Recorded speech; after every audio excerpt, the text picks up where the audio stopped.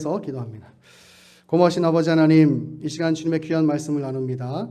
말씀을 전하는 자에게 능력 주셔서 온전한 하나님 말씀만 전하게 하시고 우리 듣는 모든 성도들에게 하나님 말씀 새기고 말씀을 새김으로 더욱더 믿음이 깊어지고 하나님을 깊이 사랑하고 하나님을 주인 삼고 살아갈 수 있는 삶의 회복이 일어날 수 있도록 은혜 허락하여 주옵소서. 말씀 주실 주님 기대하고 살아계신 예수 그리스도 이름으로 기도합니다. 아멘.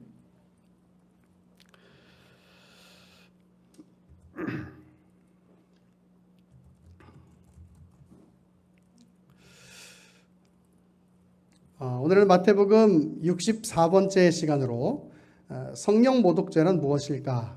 성령 모독죄란 무엇일까? 라는 제목으로 같이 하나님의 말씀을 잠시 나누도록 하겠습니다. 오늘 본문 31절과 32절에는 그토록 유명한 교회를 조금 다니신 분들이라면 한 번쯤은 들어본 성령 모독죄가 나옵니다. 과연 성령 모독죄는 무엇일까? 성경을 보니까 성령 모독죄는 절대로 사함받지 못한다고 되어 있습니다. 이 말씀이 참 우리를 두렵게 합니다. 절대로 사함받지 못하는 죄가 있다고 합니다, 여러분. 절대로 사함받지 못하는 죄.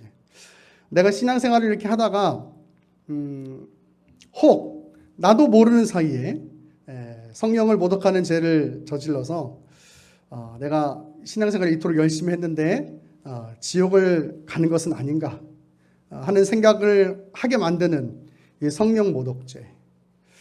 여러분 과연 그것이 무엇일까? 참 많은 생각들을 하게 만드는 성령 모독죄입니다. 오늘은 그 과연 성령 모독죄가 무엇인가에 대해서 좀 말씀을 나누어 보려고 합니다. 31절을 보니까 그러므로 라고 시작하고 있습니다. 우리는 항상 성경을 관찰하고 묵상할 때 이런 접속사에 대해서 좀 주목해야 합니다. 여기 그러므로 라고 하는 단어가 나오면 이 성령 모독죄가 앞에 내용과 아주 밀접한 관계가 있다는 것을 의미하는 것이죠. 그럼 앞 내용이 무엇이냐? 바로 예수님께서 눈이 보이지 않고 말을 하지 못하는 그 이중장애로 인해서 고생하고 있는 사람을 고쳐주시는 사건이 기록되어 있는 거예요. 이것과 관련해서, 이 사건과 관련해서 어떤 일들이 있었고 그것과 관련해서 지금 예수님께서 성령 모독죄를 설명하고 있는 것입니다. 그러면 그 사건이 어떻게 진행되고 있는지를 우리가 한번 좀 살펴봐야겠죠. 예수님께서 그 이중장애로 고통을 받고 있는 그 사람을 고쳐주셨어요. 이것을 본 주위 사람들이 예수님을 향해서 이 사람이 다윗의 자손이 아니냐 하며 놀랍니다. 이 말을 원문으로 보면 부정의 부정으로 되어 있어요. 부정의 부정. 그러니까 뭐예요? 이 질문이 긍정적인 의미가 있다는 것이죠. 그러니까 무슨 말이냐면 여러분 다윗의 자손이라는 말은 무슨 말이냐면 이 사람이 메시아인데 이 사람은 메시아긴 메시아인데 왜 메시아다운 모습이 없지? 라고 생각하는 식의 질문인 거예요. 그러니까 사람들은 분명히 예수님의 이런 모습을 보면서 이 사람 메시아는 맞긴 맞는 것 같은데 하면서 확신하지 못하고 있는 상황에 있는 것이죠. 예수님을 메시아로 인정을 할 만한 일들이 있지만 아직 확신하지 못하고 있는 그런 상태에서 사람들이 막 놀라고 있는 거예요. 근데 그런 모습을 보니까 바리새인들의 마음이 급한 거예요. 바리새인 종교 지도자들의 마음이 급한 거예요. 왜? 자기네들의 가르침을 받아야 되는데 이 사람들의 마음이 예수님한테 이렇게 쏠리는 것 같으니까. 그래서 바리새인들이 예수님의 표적을 악한 의도로 이제 바꾸어 가려고 하는 거예요. 예수님께서 귀신의 왕 바알세불을 힘입어서 이런 일을 한 것이다라고 사람들에게 이야기를 합니다. 이런 것이죠. 지금 당장은 너희가 보기에 좋은 일을 해준 것 같지만 그러나 나중에는 분명히 이 사람이 악한 그 사자의 이빨을 드러낼 거야 라고 지금 바리새인들이 무리들에게 이야기를 하고 선동을 하고 있는 거예요. 예를 들면 이런 식인 거죠. 어떤 사람이 교회에 왔어요. 새로 왔어요. 어떤 사람이 딱 새로 왔어. 이분이 원래 예수님 믿는 사람이 아니에요. 근데 교회에 새로 왔어. 나는 이제 어떤 계기를 통해서 예수님을 믿어야 되겠다. 그리고 이제 새로 교회에 온 거예요. 이분이 교회에 와서 근데 예배를 드리다가 하나님을 깊이 만나게 됐어요. 하나님의 은혜를 깊이 체험하고 이 거듭남의 은혜를 받게 됐어요. 신앙생활을 열심히 합니다. 예배에 온전히 참여하고 교회 일에 충성하고 그냥 열심히 해요. 목사님 말씀을 정말 하나님 말씀처럼 여기고 온전히 순종하고 굳은 일은 자기가 다 도맡아서 하고 교회 일에는 빠지지 않고 다 감당합니다. 하나님 만난 그 기쁨과 감격이 너무 커서 나 같은 사람도 사랑해 주신 이 하나님의 은혜가 너무 커서 이 일들을 막 하는 거예요. 먼저 교회에 있던 사람들이 이 새로운 성도를 보고 이렇게 이야기합니다. 저 사람 저거 오래 못 가. 아니면 저 사람이 뭔가 꿍꿍이가 있을 거야. 아니면 저 사람 신천지 아니야? 이런 식인 거죠. 분명히 좋은 모습 뒤에 뭐가 있을 거야 라고 생각하는 거. 그런 식인 거예요. 지금 바리새인들이 예수님을 향해서 이런 식으로 얘기를 하고 있는 거죠. 지금 봐봐, 너희가 볼 때는 분명히 좋은 일을 해준 것 같지만 하지만 분명한 건 나중에는 분명히 이 귀신의 역사와 똑같은 일들을 이 사람이 할 거야. 이 사람 메시아 아니야. 지금 바리새인들이 사람들한테 이렇게 얘기를 하고 있는 거예요. 이 생각을 아시는 예수님께서 나라를 세워가는 그 예를 드시면서 그들이 생각하는 모순점을 짚어주고 계시죠. 나라를 세워가는데 더 힘을 내야지 어떻게 이렇게 쫓아내는 것을 그게 말이 되냐? 말이 안 되는 얘기다. 이렇게 말씀을 하고 계시는 거예요. 그리고 나서 성령 모독죄에 관한 말씀을 하시는 거예요. 성령 모독죄. 그러므로 모든 죄는 사함을 받지만 성령을 모독하는 죄는 사함을 받지 못한다. 여러분, 항상 성경은 제가 뭐라 그랬어요? 이 한 구절로 모든 것들을 이해하면 안 되고 본문의 전후 문맥과 연관해서 항상 이해해야 한다 그랬잖아요. 그러니까 예를 들면 성령을 모독한다라고 하는 것이 예를 들면 내가 기도하는데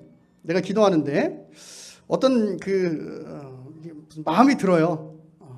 예를 들면 제가 기도를 하는데 우리 곽 집사님한테 황금 올리브 닭다리 치킨을 사주고 싶은 마음이 드는 거예요. 제가 좋아해서 그래요. 그런 마음이 드는 거예요. 그런데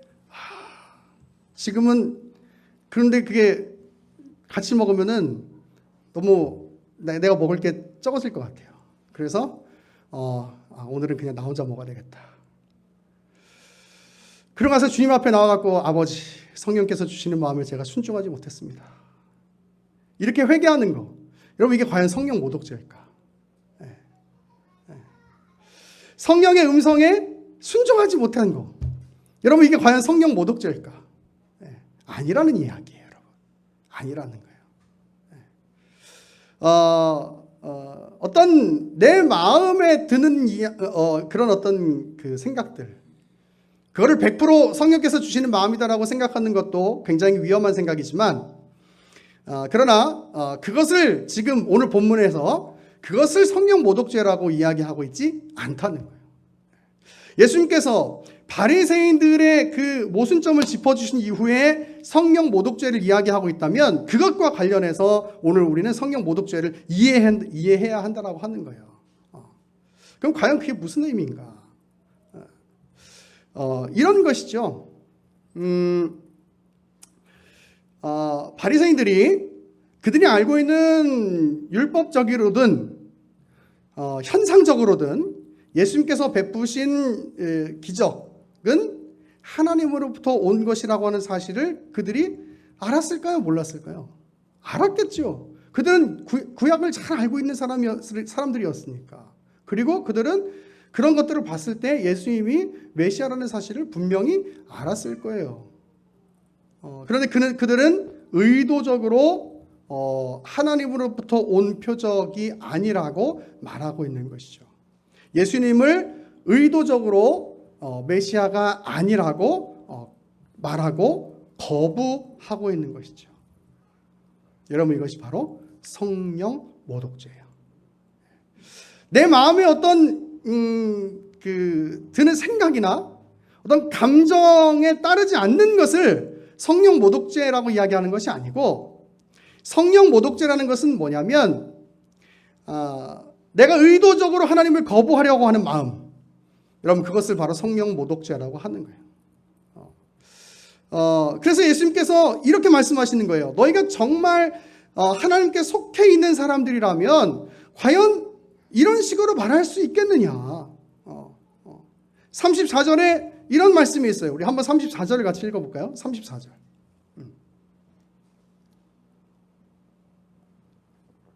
자, 보세요. 34절.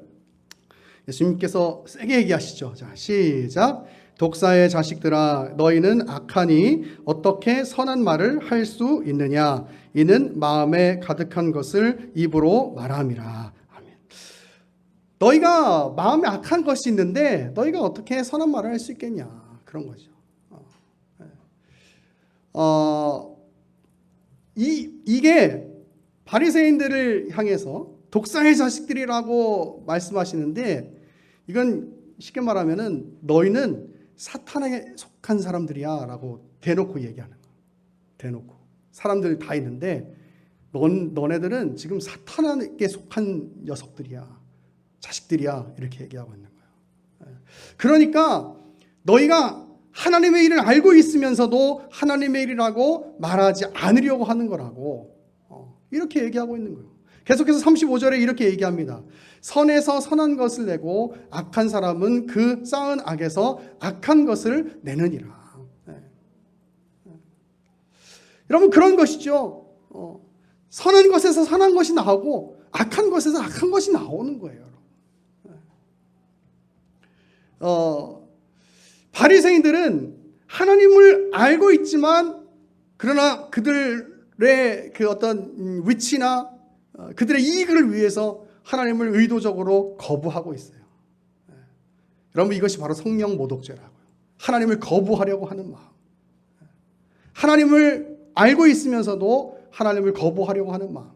여러분, 이것이 바로 성령 모독죄예요. 우리 로마서 8장으로 한번 가봅니다. 로마서 8장 5절에서 9절 보겠습니다. 로마서 8장.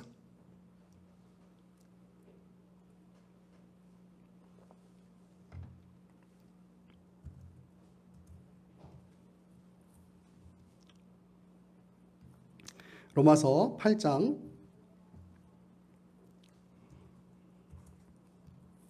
5절부터 제가 봅니다. 육신을 따르는 자는 육신의 일을, 영을 따르는 자는 영의 일을 생각하나니 육신의 생각은 사망이요 영의 생각은 생명과 평안이니라. 육신의 생각은 하나님과 원수가 되나니 이는 하나님의 법에 굴복하지 아니할 뿐 아니라 할 수도 없습니다. 육신에 있는 자들은 하나님을 기쁘시게 할 수 없느니라. 만일 너희 속에 하나님의 영이 거하시면 너희가 육신에 있지 아니하고 영에 있나니 누구든지 그리스도의 영이 없으면 그리스도의 사람이 아니라. 아멘.